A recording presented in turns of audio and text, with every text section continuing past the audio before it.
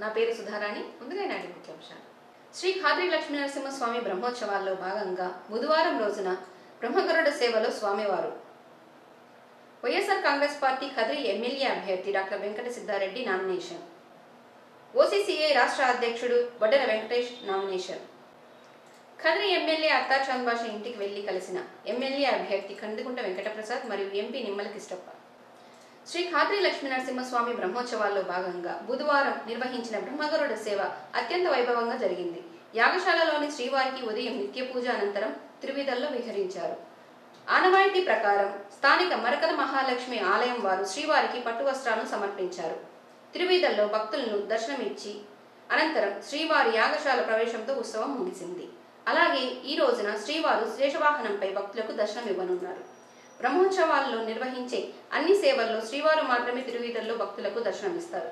కానీ శేషవాహనంపై మాత్రమే శ్రీదేవి భూదేవుల సమేతుడై తిరువీధుల్లో విహరిస్తారు.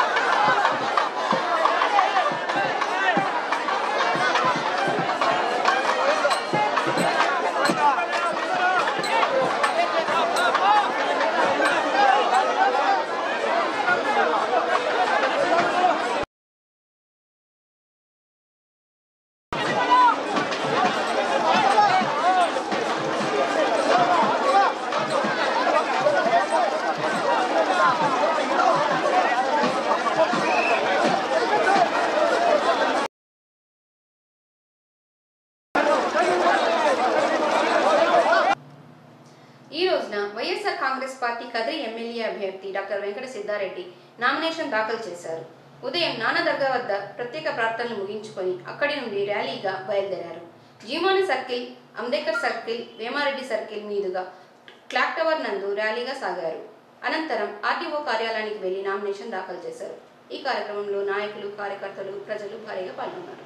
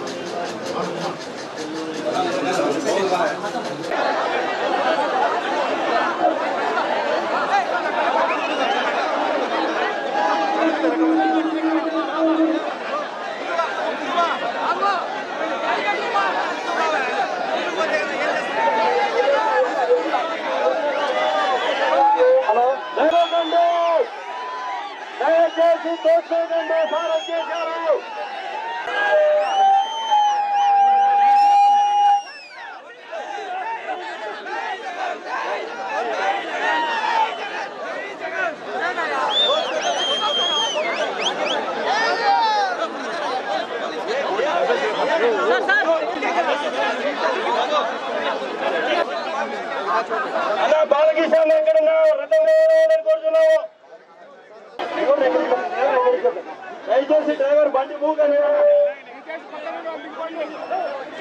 దయచేసి కార్యకర్తలందరూ రథం ముందరికెళ్ళాల్సిందిగా కోరుతున్నాము. అర్థం చేసుకోవాల్సిందిగా కోరుతున్నాం.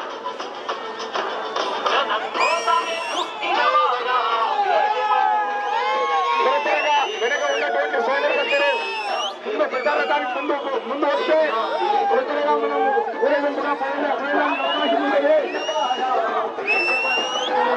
సోదరుగా వెనక ఉన్నటువంటి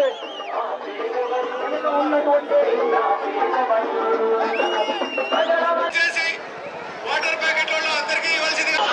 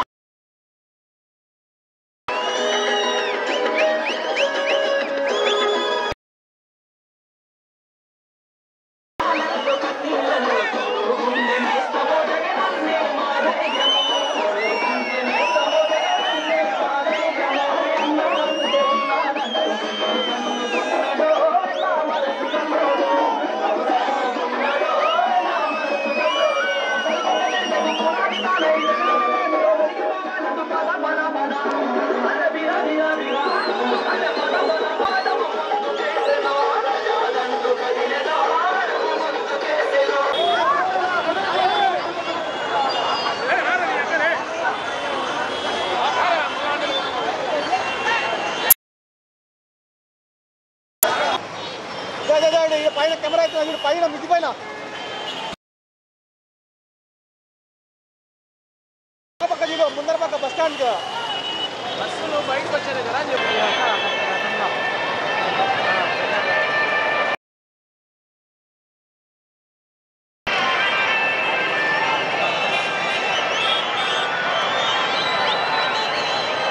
జెండాది జెండాది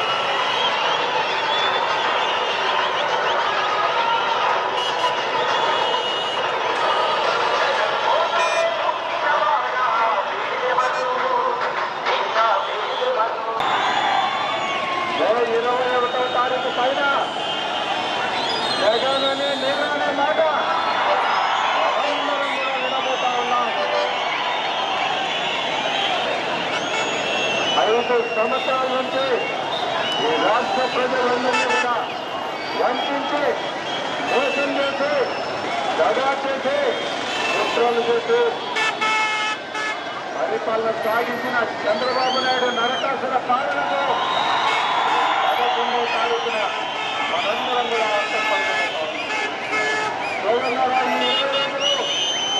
జగనన్న కోసం మనం కష్టపడదాం.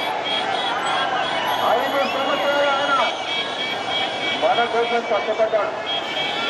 ఎంత చేపట్టుకున్నాడు? 3600 కిలోమీటర్లు తన కుటుంబాన్ని మొత్తం వదిలిపెట్టి నిత్యం ప్రజల్లో ఉంటూ పాదయాత్ర చేశాడు. ఉన్నా తనకు ఎంతో ఆశ్చర్యమైన తన చిన్నాలను కూడా పోగొట్టుకున్నాడు. ద్వారా ఈ 20 రోజులు మనందరూ కూడా ఆయన కోసం కష్టపడతాం. రాష్ట్ర ప్రజలంతా కూడా మన కోసం ఎంతో ఆశతో ఎదురు చూస్తూ ఉన్నారు. ఎదిగిపోయిన మా బతుకులు బాగుపడతాయని ఈ రాష్ట్రంలో ఉన్న ప్రతి రైతు కూడా జగనన్న ముఖ్యమంత్రి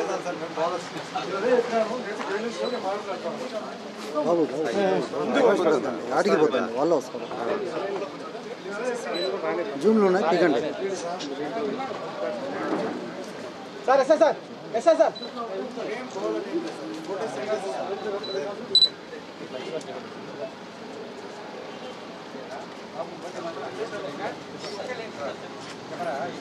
ఐదు మంది నడుచు అయిపోయాను లేబుల్ చేయమని చెప్పు.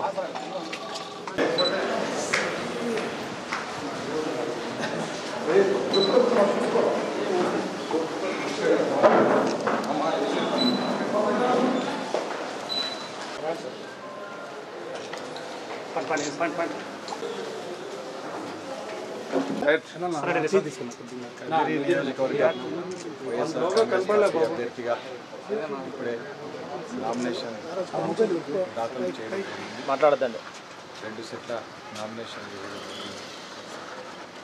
ఈరోజు రాబోయే ఎన్నికల్లో ఎంతో ప్రతిష్టాత్మకంగా జరిగే ఈ ఎన్నికల్లో వైఎస్ఆర్ కాంగ్రెస్ పార్టీ అభ్యర్థిగా ఈ నియోజకవర్గానికి నాకు అవకాశం ఇచ్చిన జగన్మోహన్ రెడ్డి గారికి ధన్యవాదాలు తెలియజేసుకుంటూ మరి ఎంతో వెనుకబడినటువంటి కదిరి నియోజకవర్గ ప్రాంతం ఈ ప్రాంతాన్ని అభివృద్ధి చేసుకోవాల్సినటువంటి ఆవశ్యకత ఎంతో ఉంది.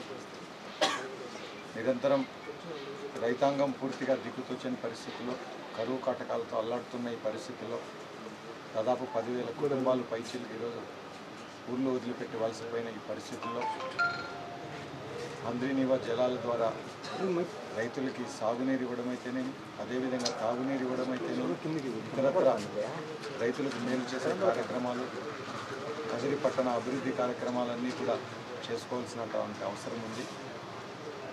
మరి రాబోయే ఎన్నికల్లో ఒక అవకాశం ఇవ్వాలని చెప్పి కదిరి నియోజకవర్గ ప్రజలందరినీ కూడా ఈ సందర్భంగా సవినయంగా మనం చేసుకుంటాము.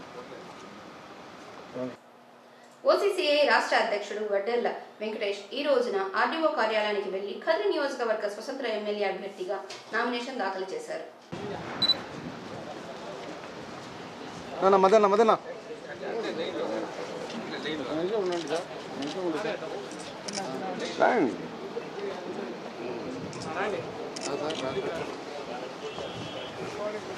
ఎవరికైనా కష్టం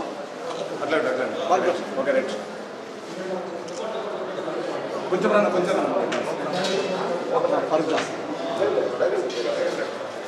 అయ్యా కూడా మళ్ళా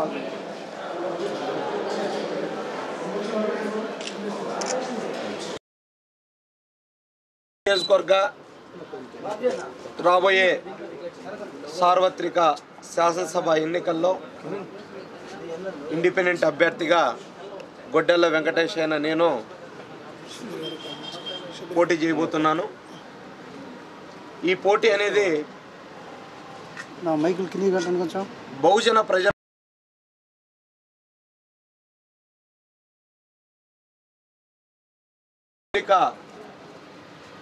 అభివృద్ధి, గ్రామాలు పట్టణాలలో వాస్తవానికి జరగవలసినటువంటి అభివృద్ధి ఏదైతే ఉందో ఆ అభివృద్ధి ఫలాల్ని ప్రతి పేదవాడికి అందించడమే లక్ష్యంగా, అలాగే నేడున్నటువంటి ప్రధాన రాజకీయ పార్టీలన్నీ కూడా ఒక డెమోక్రసీకి విరుద్ధంగా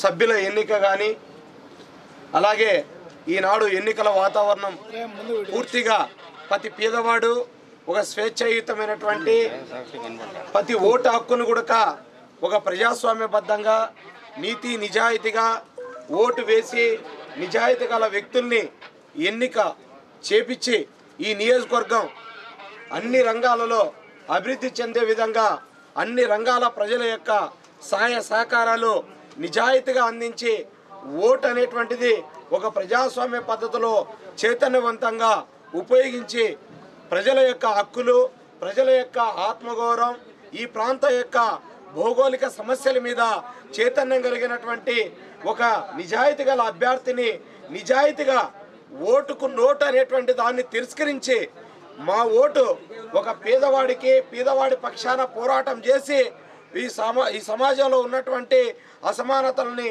పారదోలి అందరికీ సమానమైనటువంటి అభివృద్ధి ఫలాలను ఇచ్చేటువంటి ఆలోచన చైతన్యం కలిగినటువంటి వ్యక్తుల్ని ఎన్నిక చేయాలి.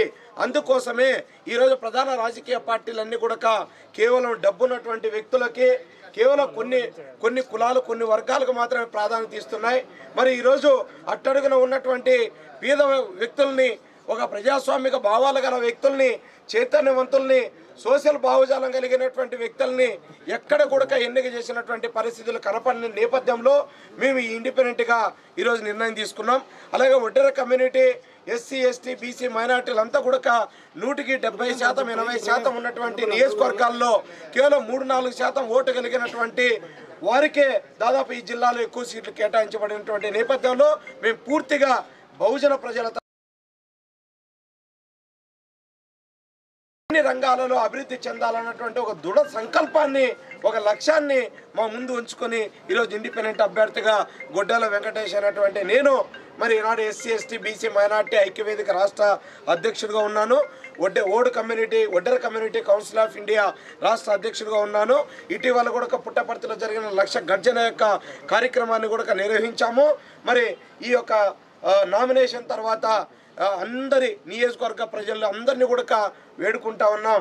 మీ యొక్క సంపూర్ణమైనటువంటి సహాయ సహకారాలతో మీ అమూల్యమైనటువంటి విలువైనటువంటి ఓటుని నియోజకవర్గ అభివృద్ధికి అన్ని విధాలా కూడా మీరు తోడును అందించాలి, సహాయ సహకారాలు అందించాలని కోరుకుంటూ జై హింద్.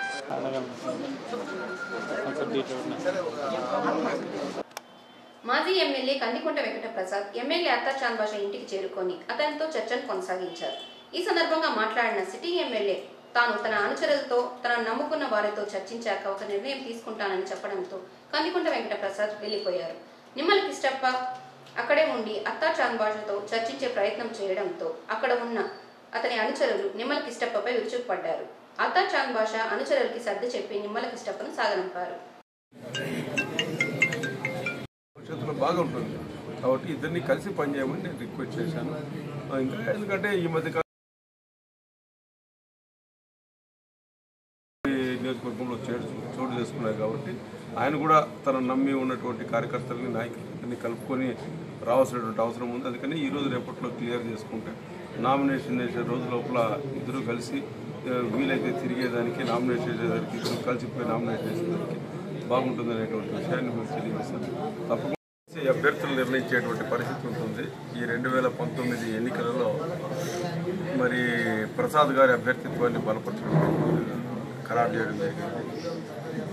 మరి అయితే నేను చాలా సందర్భాల్లో ముఖ్యమంత్రి గారిని కలిసినప్పుడు కూడా చాంద్ బాషా మంచోడు మనల్ని నమ్మొచ్చినాడు, మనం ఆయనకి తప్పకుండా న్యాయం చేయాలనేటువంటి భావన చంద్రబాబు నాయుడు గారే చాలా సందర్భాల్లో వ్యక్తం చేశారు.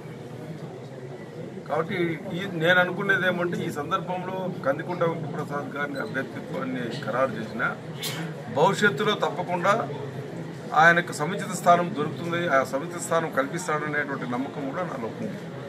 కాబట్టి చాంద్ బాషా గారు కూడా తప్పకుండా ఎప్పటికో మరి పార్టీ అధికారంలోకి వచ్చిన తక్షణం ఆయన ఒక మంచి హోదాలో ఉంటుంది, కల్పిస్తుంది పార్టీ అనే నమ్మకం నాలో కూడా ఉంది. మేము కూడా ఆ రకంగా నేను కావచ్చు, ప్రసాద్ గారు కావచ్చు, ఇద్దరము కలిసి చాంద్ బాషా గారికి ఆ విధమైనటువంటి సముచిత స్థానం కల్పించి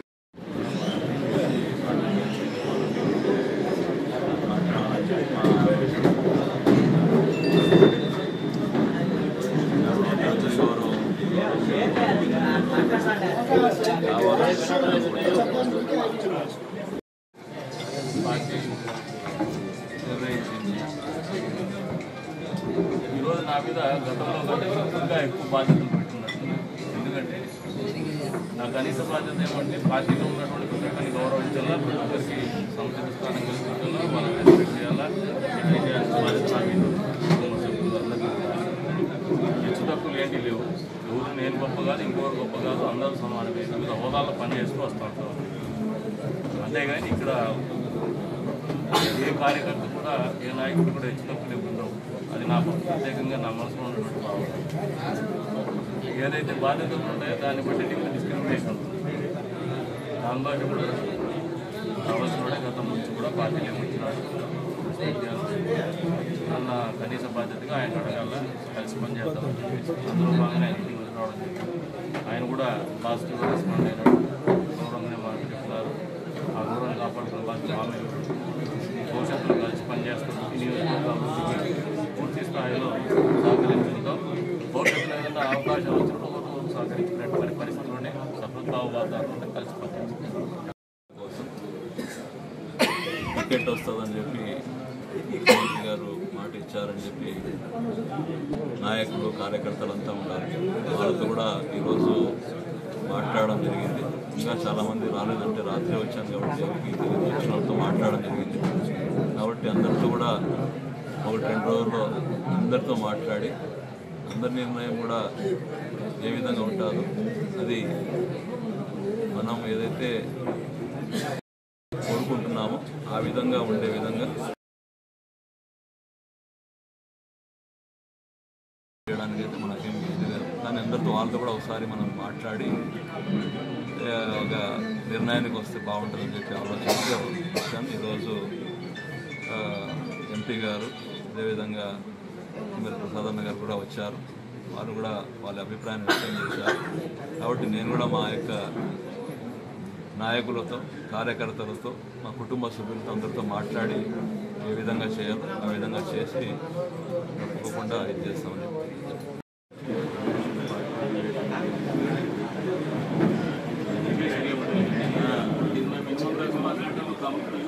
పార్టీ మాట్లాడాలా, నీకు అడగాల, దానికి minimum responsibility and minimum contest. ఇది రోజు ఉండే దాంట్లో స్ట్రగుల్ అయినా 1.5 years స్టార్టప్ స్ట్రగుల్ అయింది, డెవలప్మెంట్ స్ట్రగుల్ అయింది. ఆ పరిస్థితి నుంచి ఒక లాజికల్ కన్క్లూజన్ వస్తుంది. ఈ లాజికల్ కన్క్లూజన్ అనేది నేను రెస్పెక్ట్ చేయాలనే ఆలోచన మాకందరికీ ఉంటుంది. ఎవరైతే పార్టీ చీఫ్ రెస్పెక్ట్ చేసినప్పుడు ఖచ్చితంగా మాకందరూ గౌరవించాలని ఉంటుంది. రెసిప్రొకేషన్ కూడా అదే ఎక్స్పెక్ట్ చేస్తాం. మమ్మల్ని కూడా కలిసిమెలిసి ఉండాలని నాకు కూడా అదే ఆలోచన ఉంటుంది. నేను పార్టీలో ఇంకోటి డివిజన్ అయ్యి పార్టీకి నాయకునిగా నాకు కూడా పనిచేయాల్సిన బాధ్యత ఉంది. కాబట్టి నేను కూడా కొంచెం ఎన్నో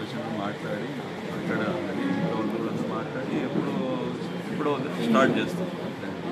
కాబట్టి రాజకీయాల్లో సరిగ్గా సామాజిక రాత్రి అయిపోతుంది.